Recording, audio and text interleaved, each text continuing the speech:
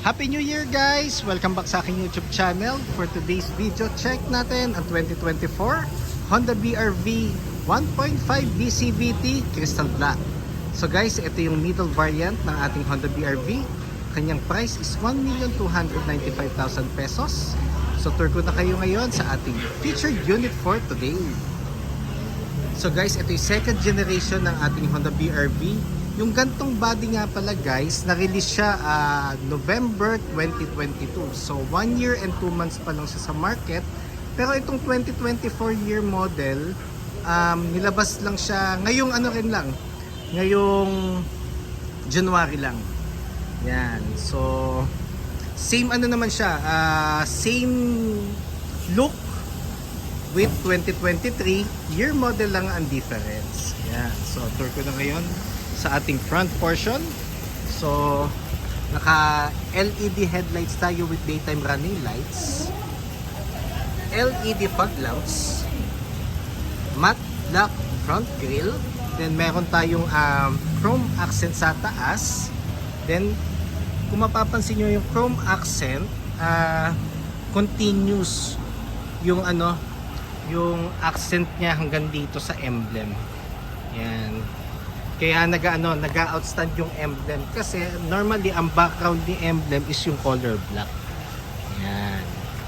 Then sa lower portion naman naka-honeycomb pattern tayo na na lower front grille. At the same time chrome or silver ang ating front accent garnish. Yan. At mapapansin nyo meron na siyang slight emboss, parang Honda City. Yan.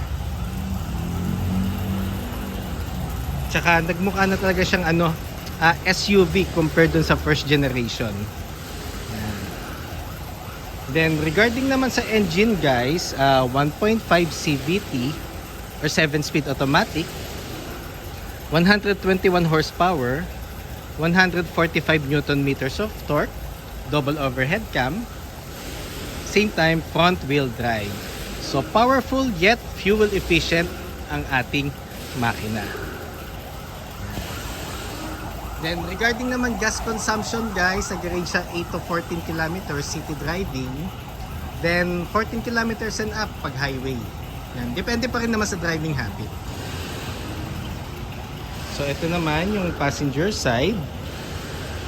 Yan. So pag nakita nyo siya ng personal, mas ma-appreciate nyo yung itsura niya. Yan. So regarding naman sa alloy wheels, two-tone tayo na 17-inch, then ventilated disc ang ating brake sa harap, then MacPherson strut ng ating suspension sa front end, then ground clearance is 207 millimeters. Yan. Ang pinagkaiba nga pala ng middle and top of the line, yung side seal niya may may touch ng chrome. Kasi doon sa lower variant sa S, yung side seal niya is matte black. Full matte black. Then ang side turning lights natin is nasa side mirror na. Then door handles is chrome na with smart entry. So hindi mo na kailangan ilabas yung smart key at pindutin mo yon para magkaroon ng access. So pwede mo nang ma-access yung unit mo just pressing the black circle button para ma-lock, and para i-unlock lagay mo na yung kamay mo sa door handle. Make sure yung smart key is nasa bag or nasa pocket or nasa in reach ng BR-V. So very accessible ang or malaking tulong ang smart entry natin. Then meron na rin siyang roof rail like yung previous model. Then naka shark fin antenna tayo. Then ito yung back portion niya. So regarding naman sa tail light, LED na ang ating tail light. Then meron tayong V emblem para ma-distinguish natin kung anong variant. Then Honda emblem, BRV. Then meron tayong reverse camera. Actually all variants naman. Starting sa sa manual, sa S, sa V and VX, lahat may reverse camera. Pero ang V lang and VX ang merong 4-eye backup sensor na built-in na. Actually yung manual and S variant, optional naman yun. Nag-i-install naman kami ng backup sensor dito sa dealership. Yan, kung gusto niyo magpalagay.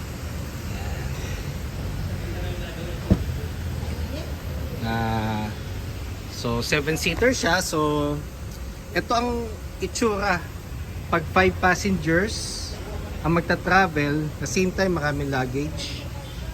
So if ever gusto niyo i-flat yung surface, meron tayong board dito para mag-flat lang. Ayan. Pero may certain weight to na na kaya niya lang i-carry. So pag medyo mabigat na, syempre may possibility magkaroon ng impact sa board. So mas maganda balance lang yung natin, or mas maganda kung yung karoon tayo ng ng trunk tray. Yan, para at least kung meron tayong ilalagay ng mga frozen, yan, hindi siya basta-basta mag-i-spill. Then yung niya,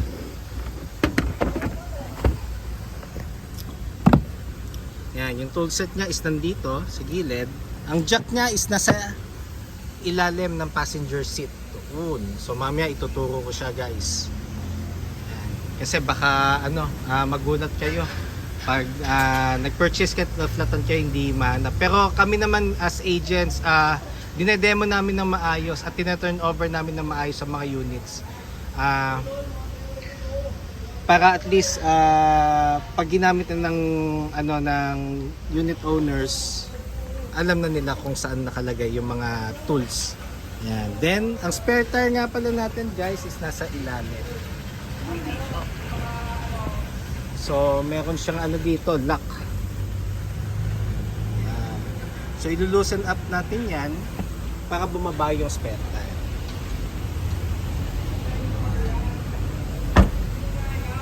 So fuel tank capacity is 42 liters. Then unleaded, pwede na. Pero pag gusto niyo ng higher octane, like 93, 95, 97, kailangan all the way yun ang gamitin nyo. Pero 91, pwede na rin naman. Yan. Then nandito na tayo sa second row. So sa sides, so urethane ang texture natin. Then meron tayong leather accent with gray stitches. Then ang texture nga pala ng seats natin is leather na. Then adjustable lahat ng headrest for the 7 passengers.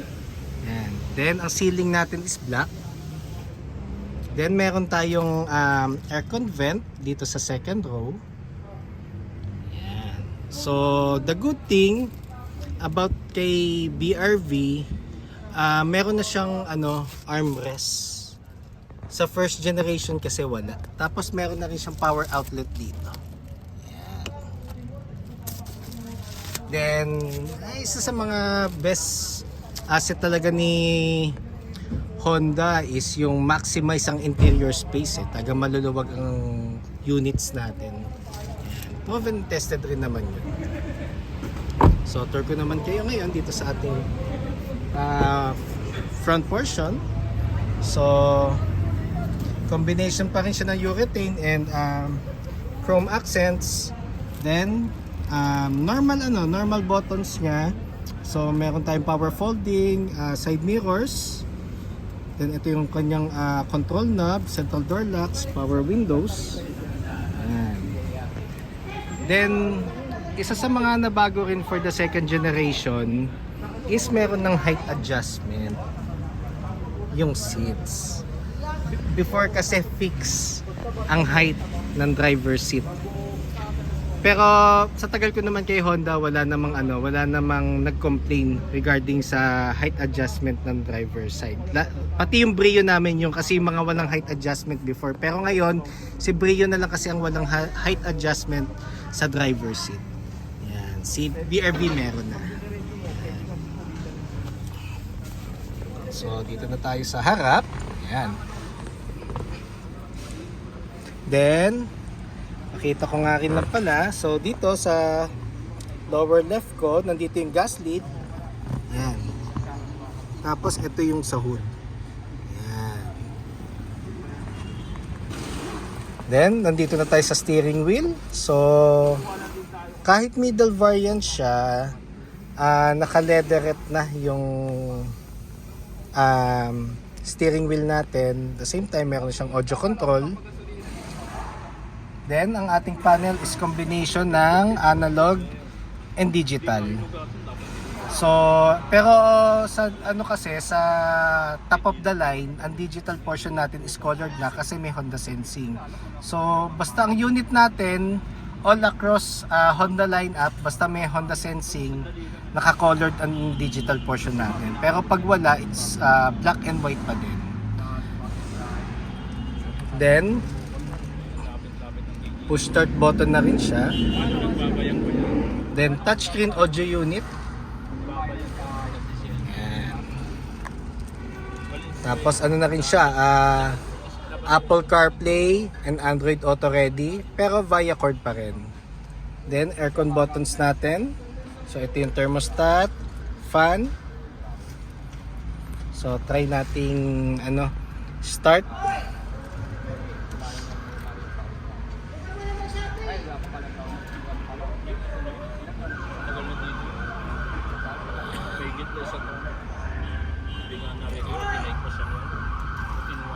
So, wag na pala.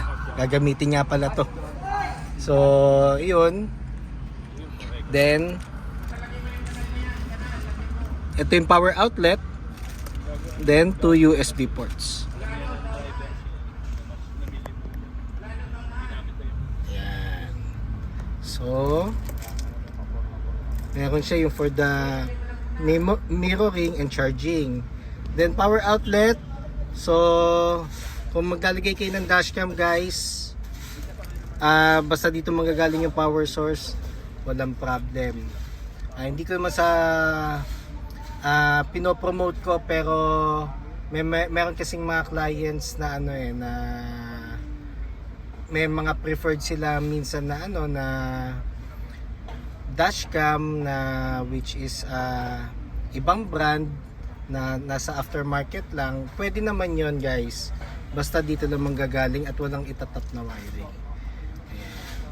Then transmission natin, ayan, meron tayong park, reverse, neutral, drive, sports and low gear. Then yung armrest, which is na-mention ko na kanina, leather na rin with silver stitches. Then meron tayong console box, handbrake natin, yan. So glove box, yan. Then nga pala guys, ano pala to, ang kanyang consumption, which is na-mention ko na nga rin pala kanina, ulitin ko lang, 8 to 14 kilometers city driving. Pero ang mga 14 sa city driving, yung maluwag na, yung talagang as in konting-konti lang ang mga sasakyan sa daan. Yan. Then 15 and up naman.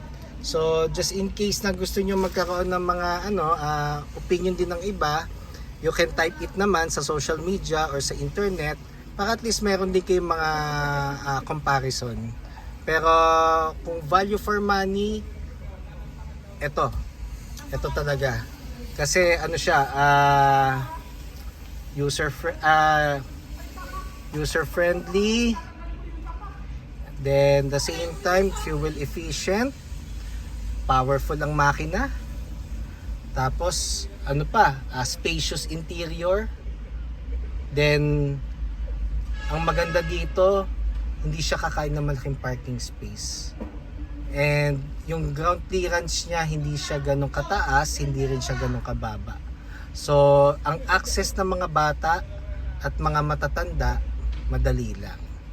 Yan. So, sa mga clients namin dyan na gusto magpa-quote ng cash, bank PO, or in-house financing, or pa-schedule ng test drive, even order ng parts or service appointment, don't hesitate to call or text 0906-386-8937 or visit me at 141 Quezon Avenue, Quezon City. And look for me, Ross Oliver Cruz, ang inyong friendly sales executive here at Honda Cars Quezon City. Looking forward to meet you here, guys. And hopefully this 2024 mas maging fruitful sa ating lahat at i-bless tayo ng marami. Yun lang, guys, and kindly subscribe na nga rin pala sa aking YouTube channel para maging updated sa mga susunod na videos. Yun lang, guys, thank you and God bless.